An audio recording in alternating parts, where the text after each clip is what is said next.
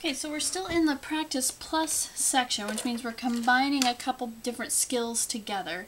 And we're at the bottom of page 4 in 4.2 for the notes. And always read the instructions. Get a habit of going back up to find out what they're asking you to do and have a clear understanding of what they're asking you to do before you jump in and try to do the problem. Now remember that we're in the section on learning how to graph and learning using intercepts. But this is a practice plus, so we're going to bring in some other things. And you can tell that, oh, we're bringing in some geometry, some shapes from chapter 3, specifically this idea of perimeter. So we're going to combine some old information with some new. Part A says to write a linear equation in standard form, use feet. Graph the equation in part A, limit it to quadrant 1. Now we'll talk about what that means. This is why I picked this as an example in the notes, because I want to clarify what they're asking you to do here. Okay, so let's look at a couple things. Write a linear equation in standard form. That means we're going to need to recall what standard form is. That's ax plus by is equal to c. It's the formal version. That capital letters kind of remind you it's very standard, very formal, very dressed up. And x and y are on the same side of the equal sign, and just the number that they equal is over here. Okay, so ax plus b equals c. So we're going to create an equation based on what they're describing, and we're going to work it around, move it around until it's in this standard form. After that, we'll graph that equation. Remember, our technique for graphing in this particular stage of the game is to use intercepts. So we'll graph using intercepts, that cute little 2-point table. Okay. And then the graph, they ask us to limit it to quadrant 1, and here's why. And quadrant 1 means that you're just going to stay right here. You aren't going to let the line ooze past any of the axes. You're going to keep the line drawing right here. Even though a line goes on forever, this particular situation, now that we've applied a story to it, a shape to it,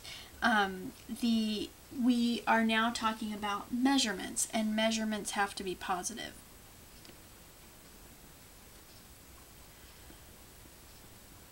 And the only quadrant that keeps both values positive is the first quadrant, because you go positive to the right on the x-axis, you go up, that's positive on the y-axis, and that gets you in the first quadrant. So that's why it says to limit it to quadrant 1. It doesn't mean that the line itself doesn't continue, it's just that what we're representing now has to be limited to positive values. So, okay. So that's that explanation. Let's look at what this problem would look like. It says the perimeter of the shaded trapezoid is 84 feet. And our first instruction is to write a linear equation in standard form. So we're going to write an equation for the perimeter. And recall from chapter 3 that the perimeter means to add up all the sides. Okay.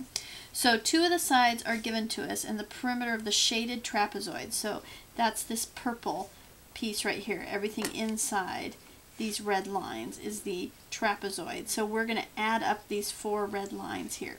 So this bottom one is x, as they show us in the drawing.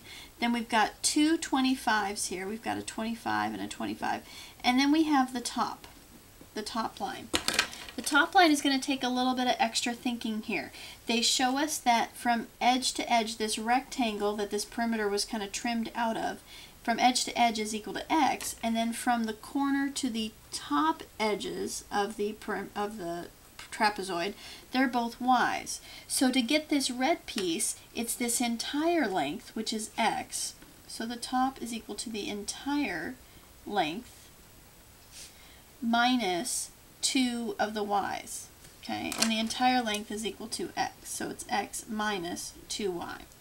So I'm going to replace the top with this equation. So it becomes x plus 25 is 50, plus this top piece. And this top piece is going to be x minus 2y here. It's this entire length across the bottom minus both of these little chunks, which they both have a length of y. So it's x minus 2y.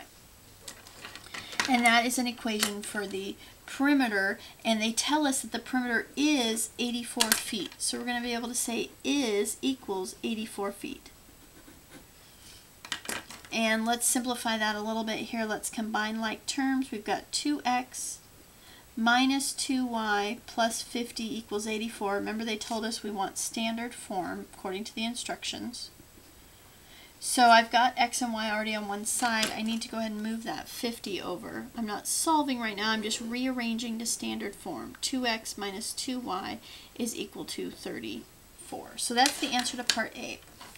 Part B then says to graph the equation in part A and limited it to quadrant 1. So our technique for graphing, and I haven't given myself a whole lot of room here, but because I'm going to limit it to quadrant 1, I can kind of draw this with just a chunk of the coordinate plane showing, just this chunk right here.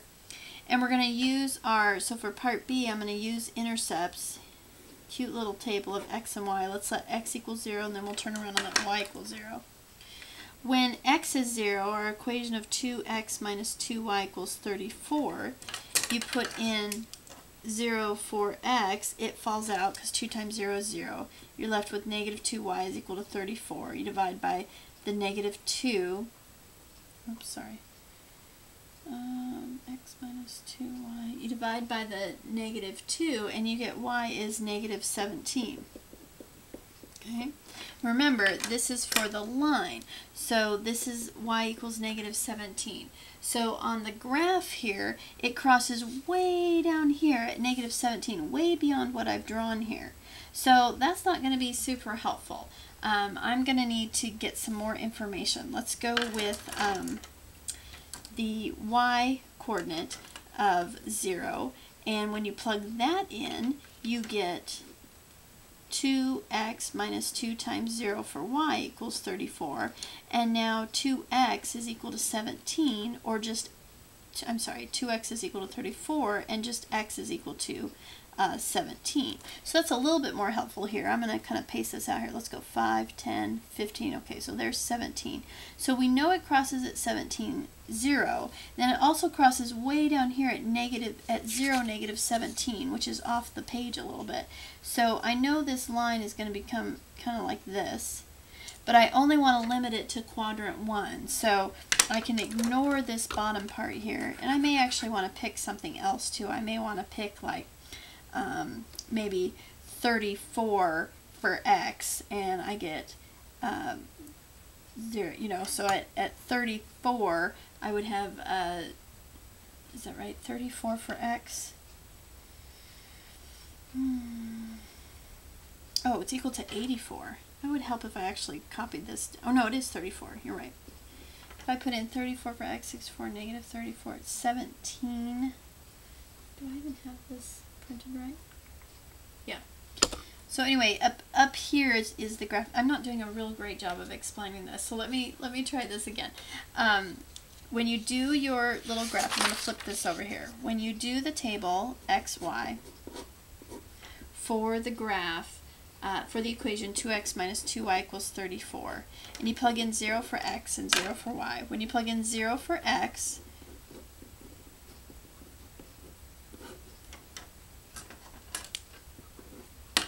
you get 0 minus 2y equals 34, or just negative 2y equals 34. Divide both sides by negative 2, you get y equals negative 17. So you get the 0.0, negative 17. Then when you plug in 0 for y, you get 2x minus 2 times y equals 34. And you put in 0 for y and solve for x, you get 2x minus 0 equals 34, or just 2x equals 34. Divide both sides by 2, you get x equals positive 17. So our 2 points that we can put on the graph, and this is what I should have done, is just drawn a bigger graph the whole time. And let's see, 5, 10, 15, 20, 5, 10, 15, 20. Okay, so here we are at the point 17, 0. And then here's our other intercept of 0, negative 17. And then when you connect that line,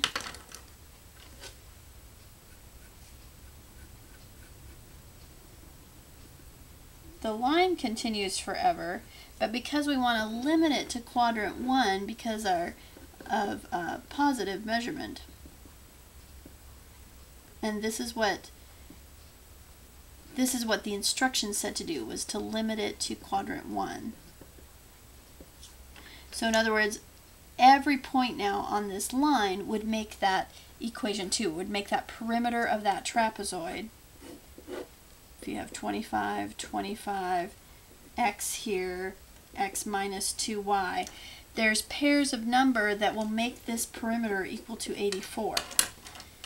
But because it's actual distance, we can't use any of these values down here, because then from this section to here, these the y values are negative, okay? So can't be negative because y also represented this little measurement out here, and you can't have a measurement of a negative number. And then further, as this line goes across the y-axis here, over here, it's going to have negative for x and negative for y. And again, you can't have negative values because we have x right here as a measurement. So so that's why we have to limit this to quadrant 1. So the graph of the possible solutions, so this is the graph of the possible xy pairs that would create a perimeter equal to 84 in this trapezoid, is this section right here from this blue intercept of the x-axis, this blue dot, and it just continues on forever in this direction. So that's what that looks like. Whew. Okay, that was a long way to get to that answer, but that's why I picked that problem, because I thought that would be something that may not be just a natural instinct for most of us. We would need someone to kind of guide us through that. So that's why I picked that one. Okay, let's head to page 5 of the notes.